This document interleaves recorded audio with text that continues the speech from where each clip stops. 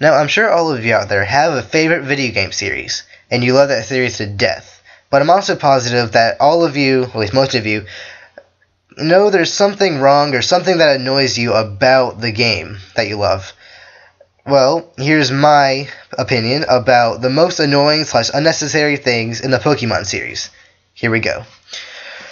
Now, I do love the series to death, but like I said, there's certain things in the game that I just find unnecessary or just kind of annoy me. Now, the first thing, probably the most annoying thing, well, not the most annoying, probably the thing I could rant longest about, is the fact that in Generation 1, well, not just Generation 1, in most generations, they have Pokemon from the same evolutionary line, or Pokemon that don't even make sense for the gym leader. Like, the biggest contender here is probably Sabrina from not Ruby and Sapphire, Leaf Green and Fire Red, or Red and Blue, I guess. She had a Venomoth, a Mr. Mime, a Kadabra, and Alakazam. Mr. Mime is okay. Alakazam is okay. But why would you have a Kadabra and an Alakazam, and why would you have a Venomoth? Considering there were 3 other Psychic types you could have chosen from, Exeggutor, Jynx, and Slowbro, why did they have to give the Psychic gym leader a Venomoth and a Kadabra when she already had an Alakazam? It just doesn't really make sense to me. Yes, Venomoth can learn Psychic, but that's still not a big enough excuse to give her a Pokemon that completely is... I mean, you've already had a Poison gym leader, so what's the point in having another Poison type? And another big contender is Blaine, by having a Rapidash and a Growlithe and an Arcanine and a Ponyta. Yes, he could have had Magmar and a Ninetales. Like, I would have given him, personally, a Magmar, a Ninetales, and a Rapidash. Like, Arcanine didn't have to be as strong as Pokemon. I mean, that's if it's not. Yeah, but, I mean, at least give him a Ninetales. I mean, or Magmar. Yeah, at least give him Magmar. I mean, there's a volcano on his island, so, I mean, Magmar does make sense. One that doesn't bother me as much is Giovanni. How he had a Rhydon and a Rhyhorn in Red and Blue. That doesn't bother me as much because there's not that many... No, he could have had a Golem. Yeah, he could have had a Golem, I guess. Did he have a Golem? I don't think he did. If he didn't have a Golem... Yeah, he didn't. Never mind. Nah, I don't know why they didn't give him a Golem.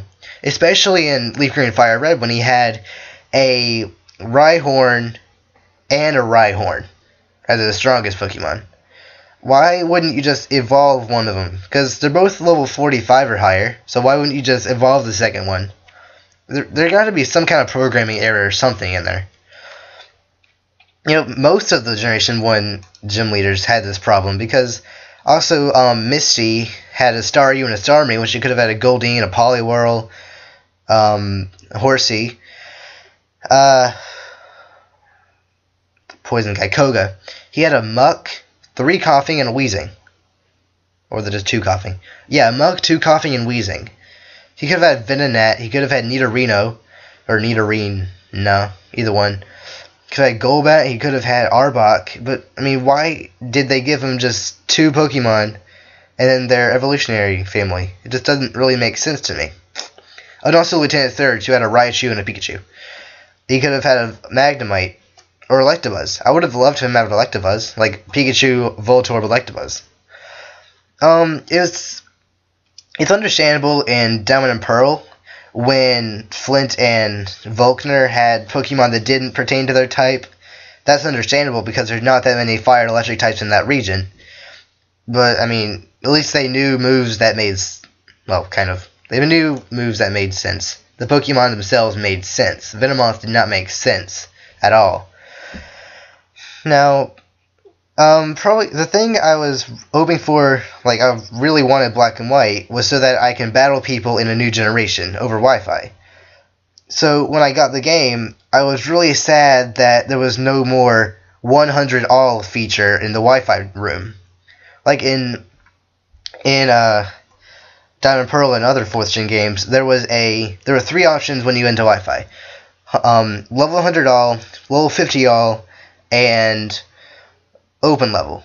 In Black and White, when I got there, there's only flat battle rule and open level. It just doesn't really make sense why they wouldn't at least do a level 100 all and not do the flat battle, because that just doesn't really make sense. Why wouldn't you put that in there if it was a very good, like a very, very good feature in the Diamond Pearl and other 4th gen games? That's part of the reason why I mean, 5th gen isn't my least favorite. Probably my second least favorite, next to, well, I'm not gonna say 4th gen as a whole, but Diamond and Pearl and Platinum, I just didn't really like those games very much. I'll probably do another opinion episode about my top 5 least favorite series, but, you know, anyway, that and the fact that, another thing that annoyed me about the 5th gen Wi-Fi, like 5th gen Wi-Fi, I just didn't like at all. It just kind of was a low point for me in the game. It just didn't really make sense at all, because they also had the team reveal. Yes, it did introduce a new strategy to the game, but the whole point of a battle is not knowing what your opponent is going to use. A Pokemon game is supposed to be an RPG when, like, you're playing as that character. And with this new feature they added, it's more like you're watching this character play through the game itself, kind of. I mean, it's kind of hard to for me to explain, really, but, like, it just kind of makes me feel like you have too much to do with the game, I guess. It's kind of not very worded well, but it makes sense in my head. Probably could have explained that a little better, but whatever. Now, let me think. One more thing. Probably the thing that annoys me the most about Pokemon in general, just the thing that annoys me the most, is the fact that there was Blaziken, then Infernape, then Emboar. Now, Blaziken, he's my favorite Pokemon of all time. But why did they have to make Infernape a fire and fighting type? And then, why did they have to make Emboar a fire and fighting type? Now, I would have loved if it was Blaziken with another fire Pokemon, and then Emboar. I love Emboar. Like, he's in my top, well, not top, but he's probably my favorite of the Unova starter Pokemon. I mean, I like him being a fire and fighting type, because that actually makes sense. How he's like a pig sumo wrestler like thing. And also Blaziken, I like how he's a fire and fighting type, because it's like a chicken fighter. You know, people like fight chickens. It just kind of makes sense how it's a chicken that is a fighting type. But with Infernape, there was no real originality there. It's just a monkey that's on fire. They've already had a monkey that's a fighting type. They didn't need another. I guess Primeape is kind of a pig monkey thing. I don't really know what they were trying to do there, but I think it's some myth in Japanese or something. But, like, there's just no originality in Infernape at all. And he's just so overpowered in OU over Wi-Fi. It just kind of makes Blaziken completely overlooked, and I don't like how that happened at all. Yeah, so those are the things that probably annoy me the most about the Pokemon games. Well, and another thing, I've already ranted about this in my first, my opinion episode, how the legendaries have too much impact on the game series. Just watch my rant about that. Yeah. I've already explained pretty much my hatred towards not hatred towards the legendaries, hatred about how important they are. Yeah. So, yeah.